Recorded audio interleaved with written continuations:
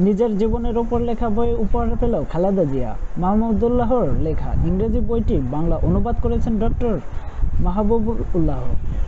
বিএনপির চেয়ারপারসন খালেদা জিয়ার আত্মজীবনীমূলক গ্রন্থ বেগম খালেদা জিয়ার জীবন ও সংগ্রাম এর বাংলা সংস্করণ প্রকাশ হয়েছে। ওই বইয়ের এক কপি খালেদা জিয়াকে পৌঁছে দেওয়া হয়েছে। 6 এপ্রিল রাতে খালেদা জিয়ার গুলশান বাসভবনে গিয়ে বিএনপির মহাসচিব মির্জা ফখরুল ইসলাম আলমগীর এই বই তার হাতে তুলে দেন। সাংবাদিক মাহফুজুল্লাহর লেখা ইংরেজি বইটি বাংলা অনুবাদ করেছেন ডক্টর মাহবুবুল্লাহ। বিএনপির সচিব মির্জা ফখরুল ইসলামের সঙ্গে একসময় উপস্থিত ছিলেন ডক্টর মাহবুবুল্লাহ এবং তার স্ত্রী বিএনপির চেয়ারপারসনের উপদেষ্টা আফরোজা খানম রীতা প্রমুখ। রিজভী বিরোধী দলীয়দের ফাঁসাতে গোয়েন্দা তথ্য থাকলেও বিচ্ছিন্নতাবাদীরা বেখবর। বিএনপির জ্যেষ্ঠ যুগ্ম মহাসচিব রুহুল কবির রিজভী অভিযোগ করে বলেছেন, বিরোধী দলকে ফাঁসাতে তথাকথিত গোয়েন্দা তথ্য থাকলেও বিচ্ছিন্নবাদী সন্ত্রাসী গোষ্ঠী সম্পর্কে গোয়েন্দারা বেখবর। শনিবার 6 এপ্রিল সকালে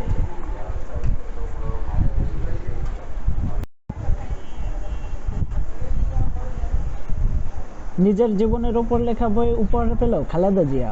মাহমুদুল্লাহর লেখা ইংরেজি বইটি বাংলা অনুবাদ করেছেন ডক্টর মাহবুবুল্লাহ।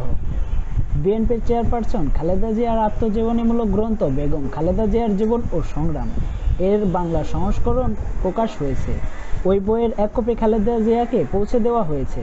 6 এপ্রিল রাতে খালেদা জিয়ার গুলশান বাসভবনে গিয়ে বিএনপির মহাসচিব মির্জা ফখরুল ইসলাম আলমগীর এই বই তার হাতে তুলে দেন।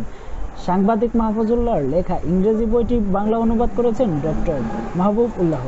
বিএনপির সচিব মির্জা ফখরুল ইসলামের সঙ্গে একসময় উপস্থিত ছিলেন ডক্টর মাহবুবুল্লাহ এবং তার স্ত্রী বিএনপির চেয়ারপারসনের উপদেষ্টা আফরোজা খানম রীতা প্রমুখ। রিজভী বিরোধী দলীয়দের ফাঁসাতে গোয়েন্দা তথ্য থাকলেও বিচ্ছিন্নতাবাদীরা বেখবর। বিএনপির জ্যেষ্ঠ যুগ্ম মহাসচিব রুহুল কবির রিজভী অভিযোগ করে বলেছেন, বিরোধী দলকে ফাঁসাতে তথাকথিত গোয়েন্দা তথ্য থাকলেও বিচ্ছিন্নবাদী সন্ত্রাসী গোষ্ঠী সম্পর্কে গোয়েন্দারা বেখবর। শনিবার 6 এপ্রিল সকালে